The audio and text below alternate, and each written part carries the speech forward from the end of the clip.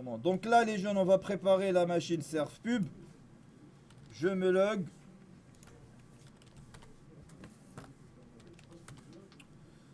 On vérifie la configuration IP.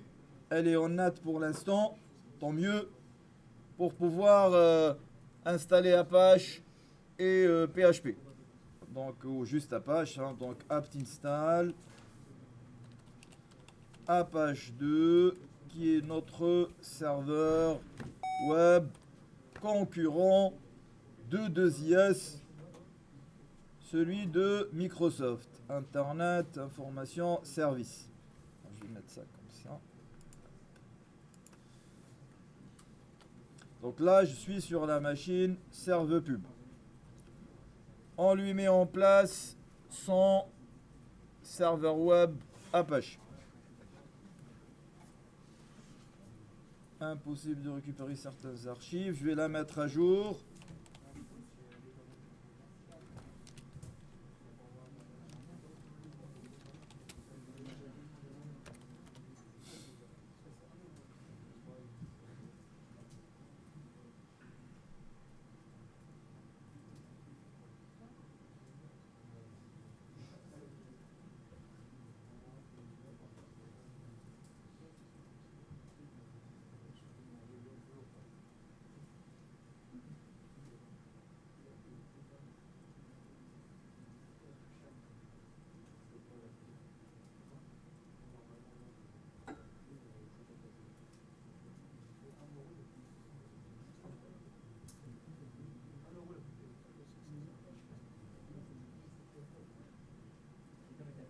Oui. Apache. Là, c'est la mise à jour par contre. Parce qu'il y a quelques paquets manquants.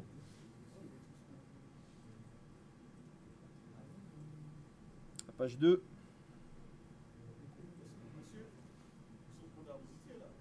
Oui.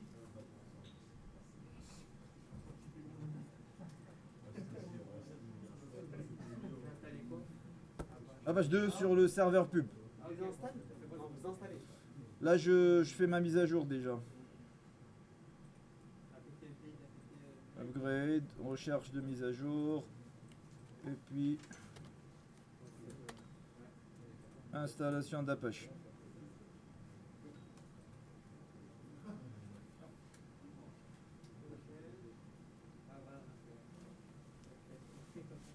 Bien. On a installé Apache sur cette machine. Après, on va changer son nom. On va vérifier son statut, hein, comme d'habitude. Service Apache 2 Status. Status. Et puis, du fait que la carte est en NAT, ma machine est joignable depuis la machine physique, normalement. Histoire de vérifier la fameuse page It-Works. 56-160. 192, 166, 56, 160 pour moi, ça peut être autre chose pour vous, pour atterrir sur la page It-Works d'Apache. Donc la page qui correspond au fichier index.html présent dans le document route d'Apache qui est var 3w html. D'accord? Bien. Alors, sur cette machine, on va changer le hostname et on va configurer l'adresse IP et puis on va la placer dans la DMZ. D'après notre contexte, cette machine possède comme adresse 192.168.2.20. On peut soit lui faire une réservation ici avec son adresse MAC, d'accord, soit lui attribuer une adresse statique, comme on veut. Hein. Je pense qu'on sait faire les deux. Bon, on va lui donner comme vous voulez, hein, l'adresse IP statique ou on fait quoi? Statique, allez, on part sur une adresse statique, on la fixe, on gère pas tout ça au niveau du serveur. Donc premièrement, je change son hostname, etc hostname, parce que dans notre infrastructure et dans notre DNS surtout, elle s'appelle serve pub. Je fais ça proprement en intervenant aussi dans le fichier hosts, fichier des mappages. Elle s'appellera plus Debian dans le fichier hosts, mais elle s'appellera serve pub. Et on gère sa configuration IP comme d'habitude, la routine, /etc, network, interfaces, pour lui attribuer l'adresse statique de D2S définie dans le contexte 192.168.20.2/24. Alors, là, par contre, j'ai une question à poser. Notre machine, serve-pub, doit pouvoir parler ou répondre aux machines des salariés qui se trouvent côté réseau local et doit éventuellement être accessible depuis le monde extérieur. Donc, quand la requête arrive, qui sollicite par exemple le serveur web, une requête HTTP, elle doit arriver là, mais on doit avoir le retour. Donc cette machine qui se trouve dans le réseau 20 doit répondre à des machines qui se trouvent dans le réseau 10 et des machines qui se trouvent dans d'autres réseaux. Et pour qu'elle puisse répondre à ces machines, il lui faut quoi comme information en plus de son adresse IP et de son masque? La passerelle. On a besoin de renseigner la passerelle, donc notre gateway. Et dans notre cas, la gateway pour cette machine, c'est notre pare-feu. Côté, bien sûr, DMZ 192.168.20.1. C'est ça? On doit lui donner l'adresse par laquelle elle doit passer pour aller ailleurs. Donc 192.168.20.1. CTRL X. Yep. Je reboot la machine, comme ça elle prend le nouveau nom. Et elle met à jour ça ou son adresse IP. Je pensais que tu voulais prendre une photo. Ah non, c'est lui. Bien.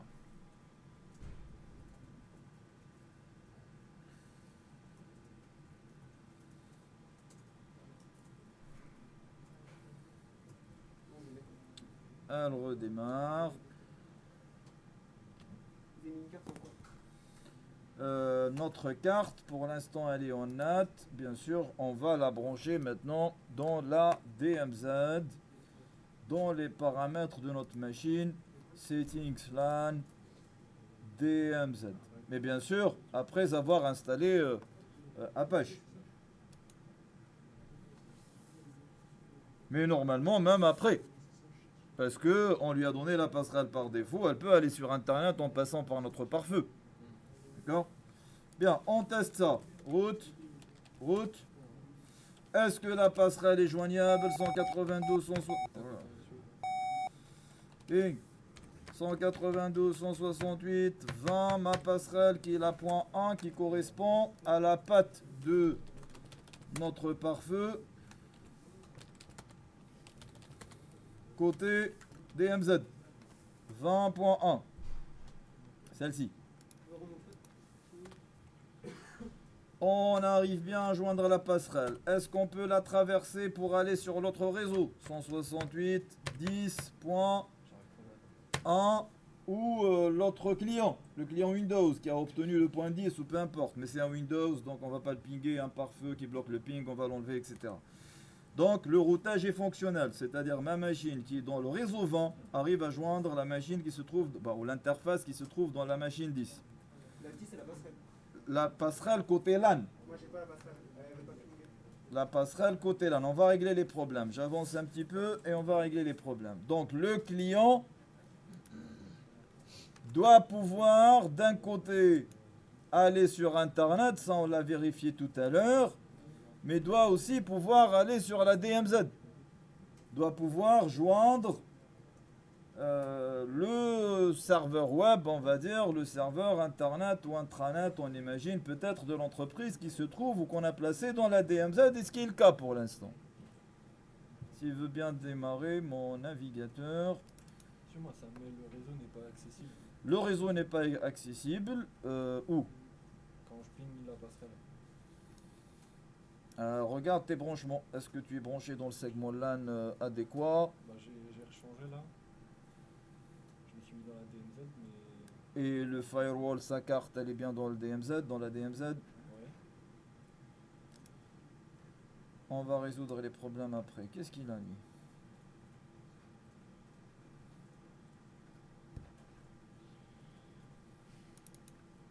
Oh.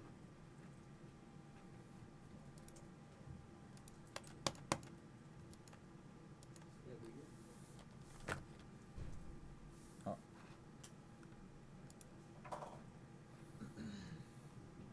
L'objectif est d'arriver sur le serveur web maintenant depuis le client, ce qui est déjà réalisable normalement, parce que le routage est activé, le serveur web possède son adresse, sa passerelle, etc. Donc 192.168.20.2.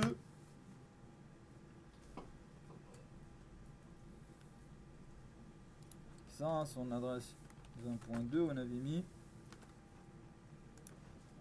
On arrive sur Apache, d'accord, depuis le réseau 10. Et aussi, du fait que notre DNS est fonctionnel, je dois pouvoir faire serve pub ou taper serve pub.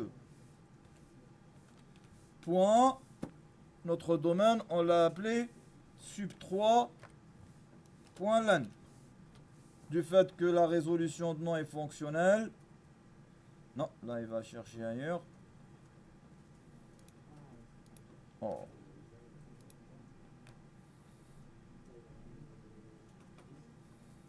Serve pub sub3.lan, il sait son adresse. Bon, petit souci.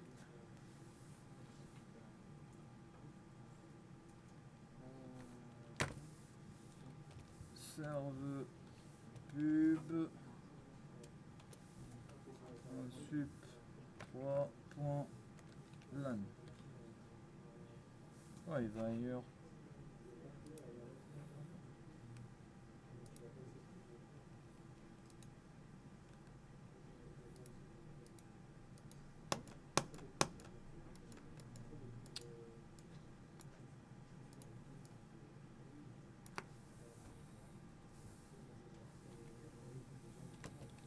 Serve pub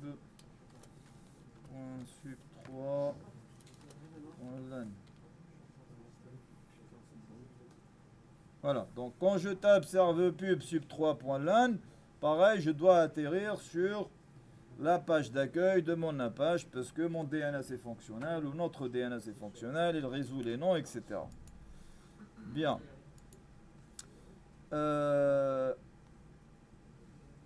Tac.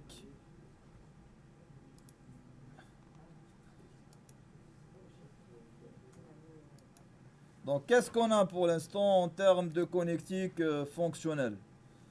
On a le LAN qui va sur le monde extérieur, le LAN qui peut joindre la DMZ qui peut joindre le monde extérieur, pardon, ou le WAN, parce que notre serve pub doit pouvoir pinguer à l'extérieur également.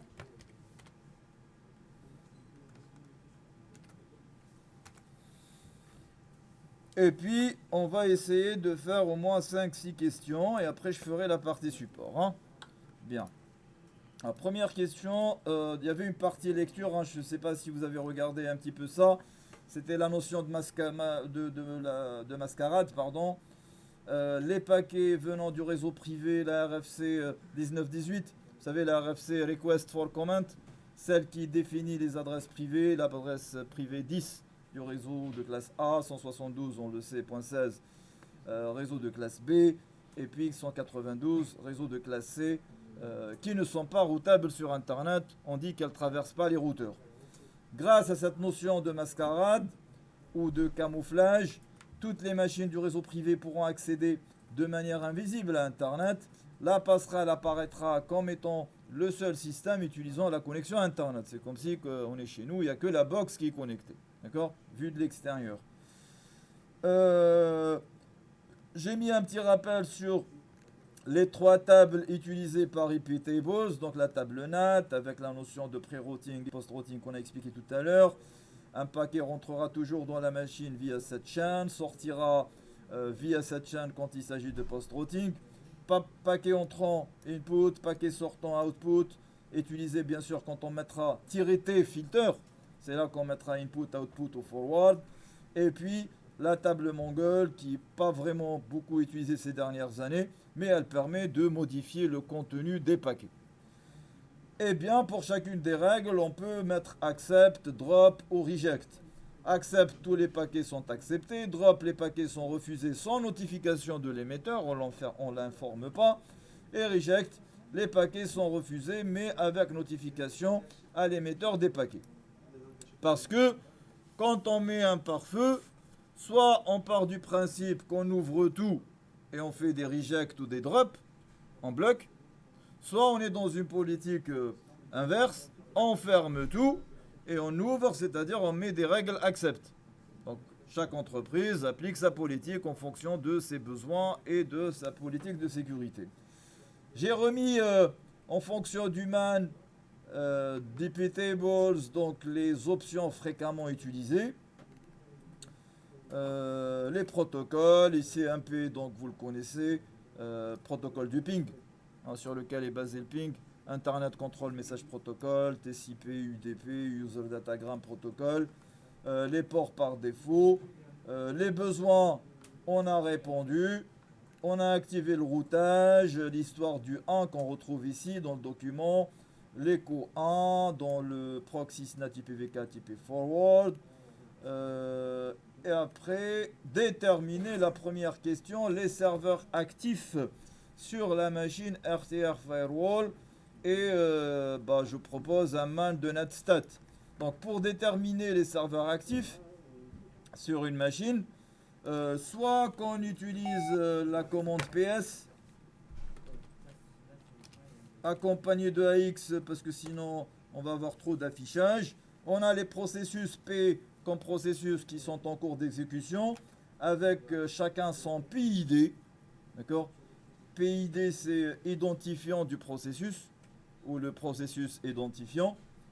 On a des fois besoin de faire ça parce qu'on a besoin de tuer des processus. Hein. Par exemple, là, je cherche tout ce qui est processus qui gravite autour du DHCP.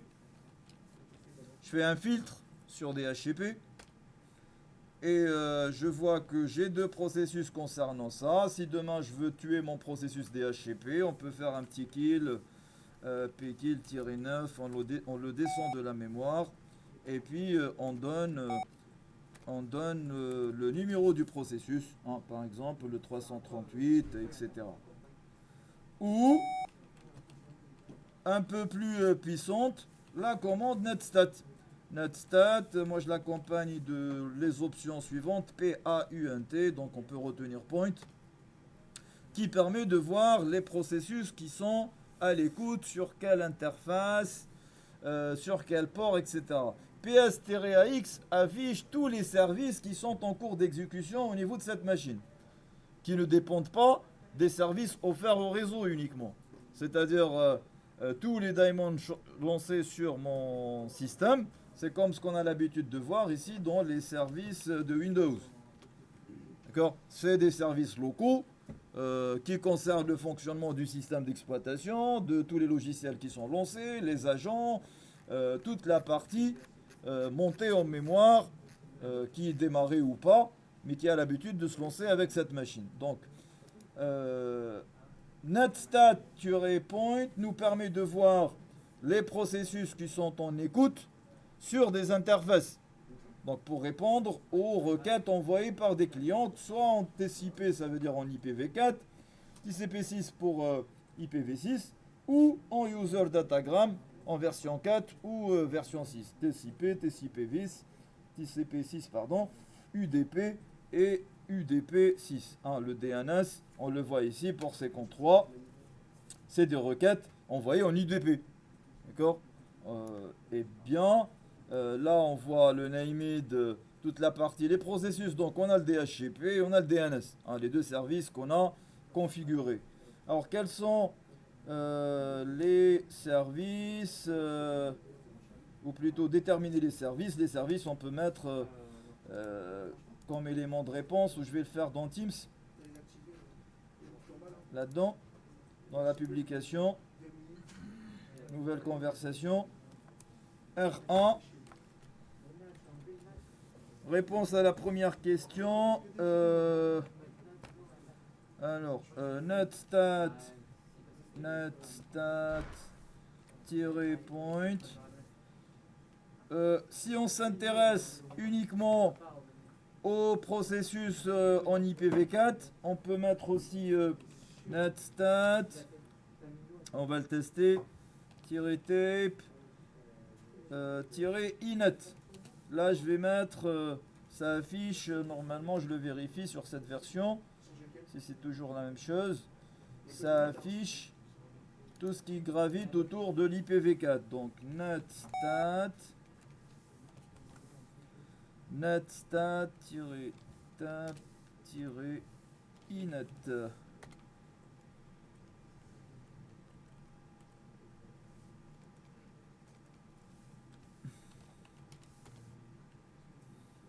Ça me sort ça, je vais pas remonter. Comme on peut faire un man de nutstat. Parce que on a affiché le manuel pour voir toutes les options. -R, I, M, N, le mode bavard, le mode verbose, les programmes -P, -C pour tout ce qui est continuous, etc. Bon, nutstat-point, moi je vous demande, moi c'est ce que j'utilise, de retenir ça. Je regarderai après pourquoi mon -inet ne fonctionne pas. Ah voilà, il fallait mettre 2 tirets, c'est revenu. La mémoire se rafraîchit petit à petit. Donc net ici, hein. Je voulais confirmer 2 net, hein, qui nous permet d'afficher only. Je vais mettre c'est-à-dire only IPv4. Alors, là, plutôt là. Voilà, tout ce qui est IPv6 en TCP en UDP a disparu. Bien, donc on a dans notre cas, on a le DHCPD et le DHC client qui tournent. Alors, pourquoi? Le named, on le connaît. Hein, c'est le serveur de gestion des noms, de la résolution des noms, c'est-à-dire tout ce qui est derrière notre DNS. Ok?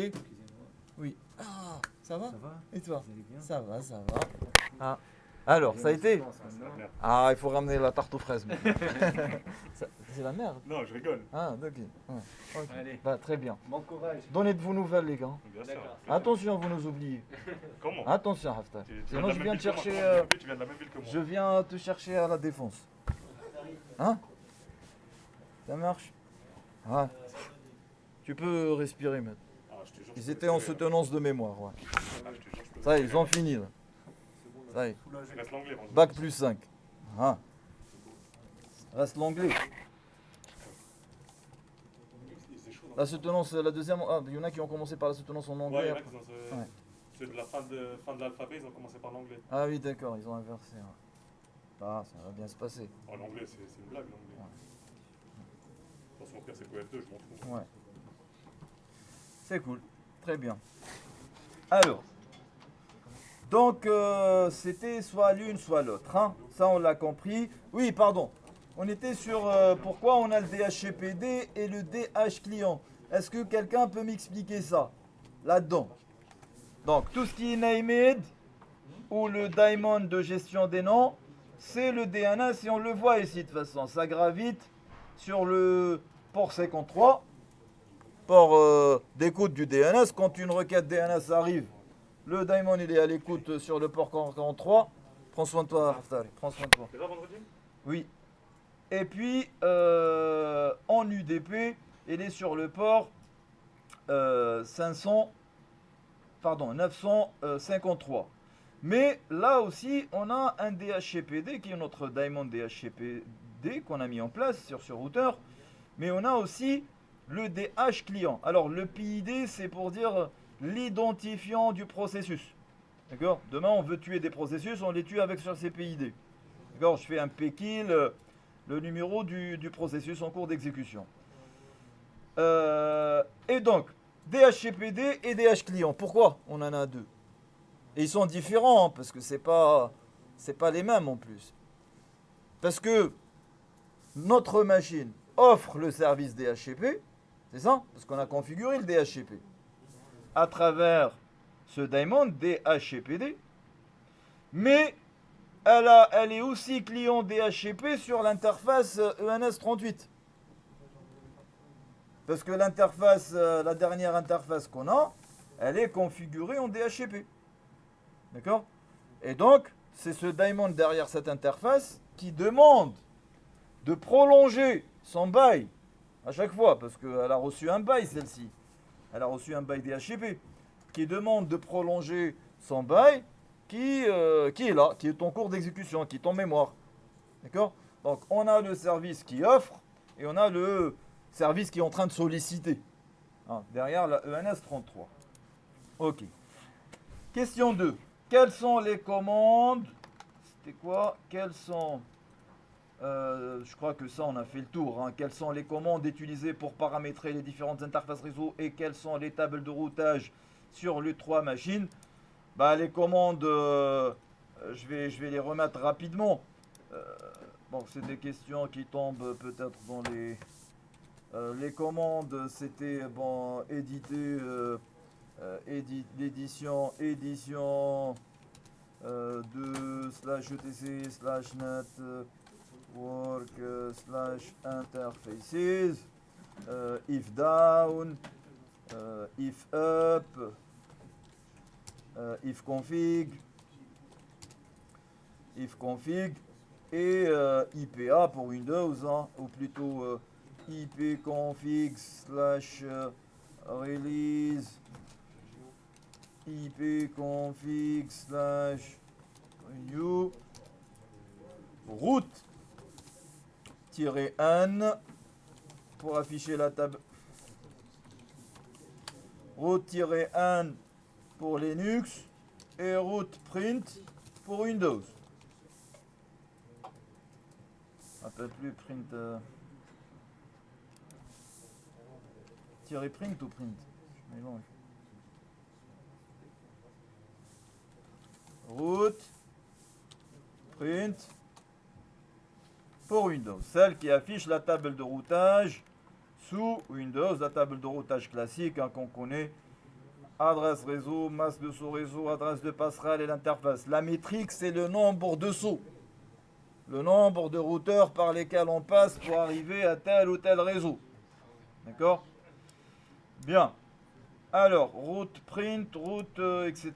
Ok, on envoie la réponse à la deuxième question. Go. Ah, je suis en train de répondre à moi-même, en fait. Ah oui. C'est pas grave. Quelles sont les commandes utilisées?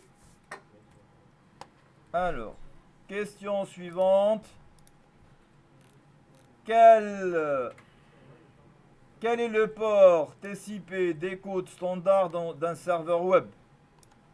Je pense que ça, vous le connaissez. Le serveur web écoute sur le port 80. 80. Par défaut en HTTP. Et éventuellement, si on met l'HTTPS sur 443. Bien. Alors, ils nous conseillent de voir ça dans le service, ou plutôt dans le fichier services, sous ETC. Alors là, on est sur serve pub. Et puis, on fait un mort de /etc/services. Hein, on a l'ensemble des ports par service, par défaut. D'accord? Et si je descends un petit peu, espace... Non, je remonte. Je fais entrer. Port 80 pour l'HTTP, on le trouve. 88 pour Kerberos. En TCP, en UDP, etc. Donc, ce dossier ou ce fichier recense les ports par défaut pour quel service. D'accord? Je sors.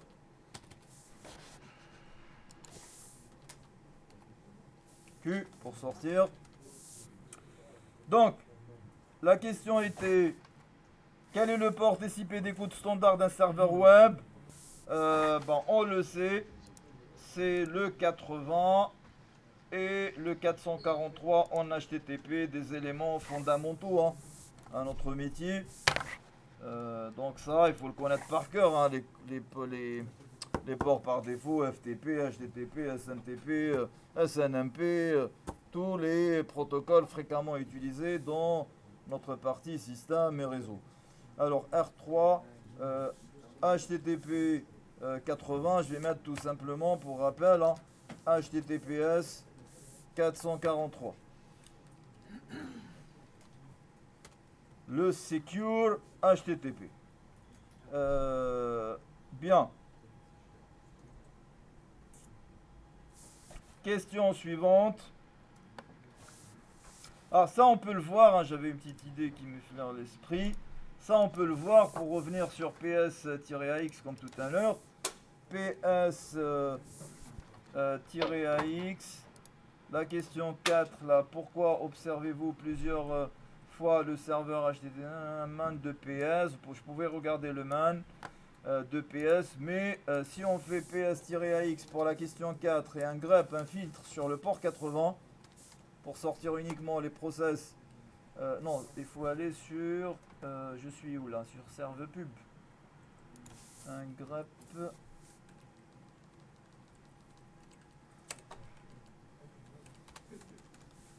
Apache plutôt. Voilà, on voit que on a plusieurs Apaches qui sont à l'écoute. Avec donc numéro de processus 466 pour moi, 68, 69. Et bien sûr, là, le dernier grep que je viens de lancer ici, hein, on le voit apparaître aussi. Donc la question était pourquoi observez-vous plusieurs fois le serveur Apache? Alors, je vais là, R4.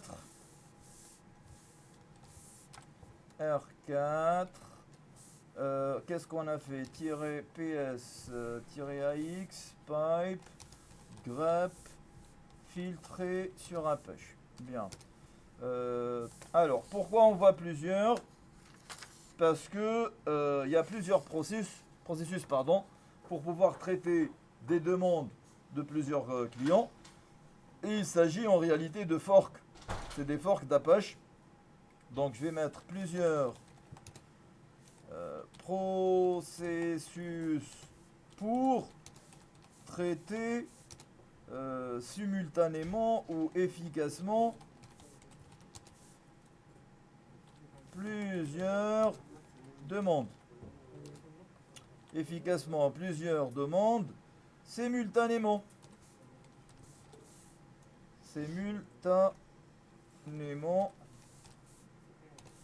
Il s'agit de fork. On a un daemon et derrière plusieurs instances qui sont lancées ou que le système lance. Bien. Question 5. Quelle page est ouverte lorsque vous ne précisez pas de nom de page sur notre serveur web? Alors, je fais un rappel, ou je réexplique aussi, hein, c'est pas grave. Les serveurs web possèdent ce qu'on appelle les documents en route. Qu'est-ce que le document en route? C'est le chemin au niveau de ce serveur, là où ce dernier va chercher la page index.html ou PHP ou ASP ou quelle que soit la page index. Quand on tape dans un serveur web, il va quelque part, il va chercher par défaut, il est configuré par défaut pour chercher la page index et la charger. D'accord? Ce quelque part, là où il y va par défaut, ça s'appelle le document route. Okay? Le document route de Apache, c'est var 3w HTML. C'est là-bas qu'il y va pour chercher. Ce document route, on le trouve dans le fichier de configuration etc Apache 2. Apache 2. sites available 00. Document route var 3w HTML. Si demain on veut créer des sites virtuels, c'est-à-dire je peux créer un premier site, un deuxième site, un troisième site, etc., que j'héberge sur ce même serveur. Donc, ou si j'ai déjà un et je veux que ce dernier, Apache va chercher dans un dossier qui s'appelle OnCloud, parce que j'ai installé OnCloud là-bas, ou OCS, ou Zimbra, ou peu importe. Parce que c'est là-dedans que j'ai mon site. Il suffit que je le renseigne là-dedans. D'accord? Bien. Ok. C'était quoi la question? C'était par rapport au document route. C'était quoi? Quel est le fichier? Quelle page est ouverte lorsque vous ne précisez pas de nom de page? Par défaut, les serveurs web chargent, que ce soit 2IS, que ce soit Apache, que ce soit Nginx, chargent donc les pages index.html. Il y a un ordre, hein. S'il ne trouve pas d'HTML, il va chercher le PHP. S'il y a les deux, il charge le HTML le premier. S'il y a HTML, PHP, ASP, il charge donc toujours dans cet ordre. 5. C'est la page index.html entre parenthèses la fameuse page It Works.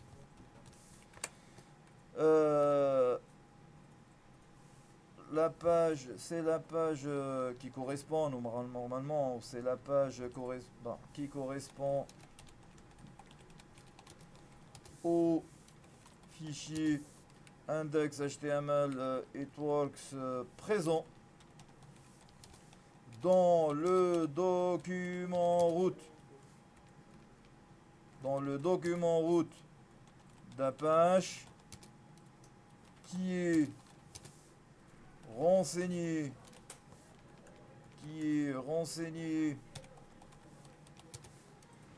dans /etc /apache2 /sites available /00-default.conf. Alors, j'essaie de formuler une phrase correcte. C'est la page qui correspond au fichier 1.1 itworks présent dans le document route d'Apache qui est renseigné dans un virgule. Il s'agit de /var /3w/html. Ça vous va? Il y a toutes les informations là-dedans. Il y a la notion de document route, où est-ce qu'il est renseigné, et puis la page qui est chargée par défaut. Bien. Next. Copier. Bon, il nous demande de créer un fichier test, etc. Mais copier le fichier index.html et en test, éditer le fichier, ajouter une ligne de texte, vérifier ensuite que la page est bien accessible à partir du LAN. Bon, ça on peut le faire rapidement. Alors, serve pub. Il nous demande où on va faire mieux. On va télécharger un petit template. On a internet wget https est-ce que j'ai wget? Wget permet de télécharger, hein, pour rappel, hein. Apt install. Je vais récupérer un petit template pour voir la différence. On va installer wget. Et les templates en général c'est des fichiers zip. Donc j'ai besoin d'une zip. Oui. Inzip -y. Et je vais essayer de récupérer un petit template quelque part. Ça c'est quoi?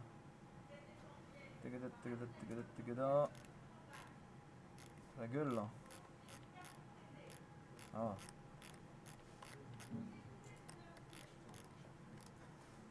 Ah ouais, je vais prendre celui-ci, le restaurant de Stadium Company. Allez. Tac. Tac. Tac. Tac. TechNext, The Grill, Archive, Master Zip. TechNext, The Grill, Archive. Hop. Alors.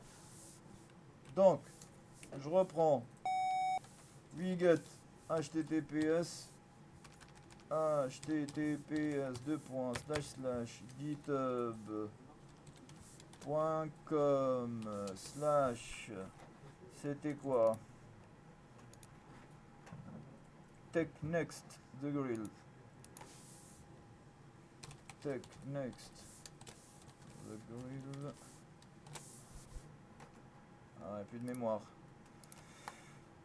Archive master.zip.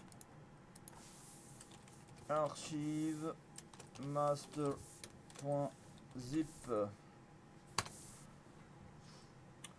Bien, petit ls-l pour vérifier l'existence de master.zip qu'on va mover. On va déplacer ça dans le document route master var 3w html. Et puis on va aller là-bas var 3w html pour le décompresser. Unzip master.zip. Si je fais ls-l, j'ai mon dossier parce qu'on a un D ici, directory, de grillmaster.zip. Cela veut dire quoi? Qu'au niveau du client maintenant, je peux taper l'adresse IP de notre serveur web 192.168.20.2 / the grill, c'était quoi? Tirer master, je pense. Ah non, c'est ça. Donc là, on est obligé de rentrer dedans, parce qu'on n'a pas renseigné ça comme document route. Bien. C'est bon ça. Ça c'est americano. Ça c'est du lourd ça. Bien. Après, si on veut que notre serveur pointe directement, au lieu de ça, pour éviter de mettre ce chemin, il faut qu'on change le document route. Et dans ce cas, intervenir là-dedans, dans le fichier qu'on a noté etc, non, c'est ça, etc Apache 2 sites available 00 default, et dire à notre serveur web maintenant, mon grand, tu vas pas te contenter d'aller chercher dans HTML, mais tu vas aussi rentrer dans the grill master. CTRL X, on redémarre Apache pour qu'il prenne en considération les nouvelles modifications. Apache 2 restart. Et maintenant, on va sur le client pour taper uniquement l'adresse IP. Parce qu'on a changé le document route. Maintenant, Apache, il ne va pas uniquement dans var 3w html, mais il va dans var 3w html de grill master.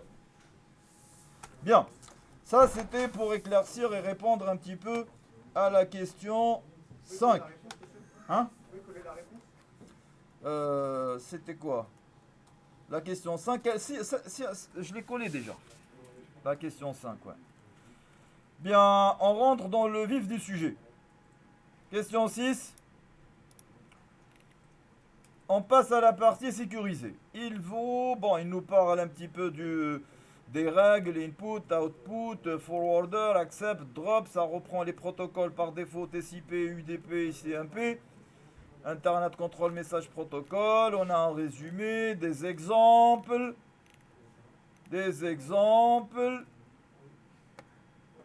Ajouter les filtres des exemples. Il y a une question alors, voilà.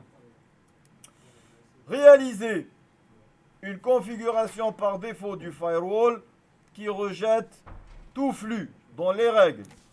Input, output et forward. Rien ne rentre, rien ne sort, rien ne traverse. C'est-à-dire, on va fermer les vannes là. On part d'une politique, tout ce qui n'est pas autorisé n'est pas accepté. C'est-à-dire, on ferme tout et on va ouvrir au besoin. D'accord? Bien, on va créer un petit script dans ce cas. Soit on tape nos règles une par une et on les sauvegarde, soit on part du principe, pour l'instant tout le monde parle avec tout le monde. On peut ajouter notre script au noyau après pour qu'il se charge automatiquement. on va créer un petit script. Donc ça va être du bash, hein, c'est du commande iptables. Donc c'est du bash, /bin /bash au départ. Donc un petit nano de /etc. Moi, je l'enregistre dans le init.d, là où se trouvent tous les daemons. Comme ça, tout à l'heure, je l'injecte dans le noyau. Et quand j'allume ma machine, il va démarrer automatiquement. D'accord? Donc, on le met dans init.d, iptables, je vais l'appeler init.d. Et je vais l'appeler iptables. Hein. Ou je vais l'appeler... ouais, on peut l'appeler comme on veut. Hein. Ou on l'enlève... bon. On l'appelle par feu. Firewall. Parce que j'ai peur que vous confondez le fichier avec la règle. Avec la commande. Firewall. Fichier vide. Donc c'est des règles interprétées par notre shell qui est le bash. Donc ça va être la fameuse ligne qui va dire à notre système qu'il va y avoir du bash. Dièse, point d'exclamation, /bin /bash. /bin /bash. Et on va tout fermer avec iptables. Concernant les inputs, tu m'enlèves tout. Tu me fais un drop. Concernant pareil la chaîne output, tu me fais un drop. Et concernant tout ce qui traverse, forward, tu me fais un drop aussi. Bon, on peut faire un petit message au départ si on veut, echo, application,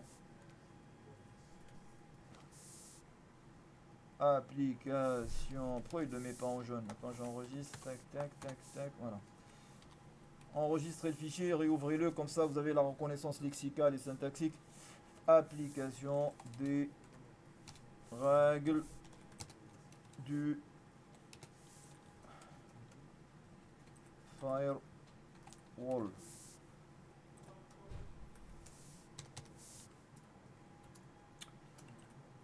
Bien.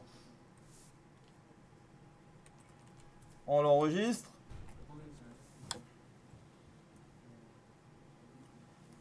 C'est-à-dire tout paquet entrant, il ne va pas rentrer. Tout paquet qui va vouloir sortir de cette machine ne sortira pas. Et tout paquet qui viendra pour essayer de la traverser, pareil. Donc j'enregistre. Oui. Forward. Quand on fait du scripting, comme on n'a pas la notion d'extension sous Linux, ce fichier, si je fais mon petit ls-l, c'est un fichier dont les droits sont en 6.4.4. C'est-à-dire le propriétaire peut les réécrire, le groupe propriétaire peut lire, et les autres utilisateurs peuvent lire aussi ce fichier. Donc, mais personne ne peut l'exécuter. On va ajouter le droit d'exécution à ce fichier. Donc, soit on donne le droit uniquement à root, c'est-à-dire on ajoute le X ici, soit on fait un plus X pour tout le monde. Donc, on va faire chmod. Même le système, plus tard, pourra l'exécuter, parce que le noyau, quand il monte, c'est considéré comme un utilisateur. On doit lui donner le droit de pouvoir exécuter. Un chmod plus X, ajoute-moi le droit d'exécution à ce fichier. Je fais mon ls-l, je vois apparaître le X partout et ce fichier devient exécutable. Donc qu'est-ce que je fais? Je vais aller sur serve pub.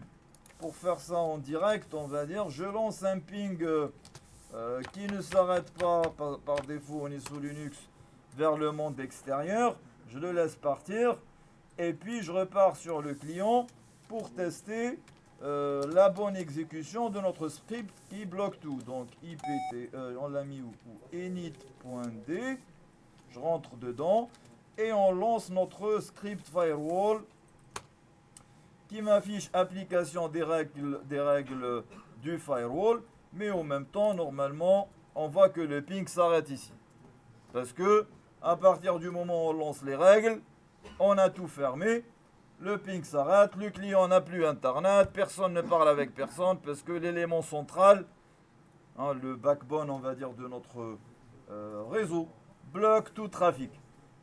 Et ces règles, on peut les retrouver, bien sûr, dans IP tables,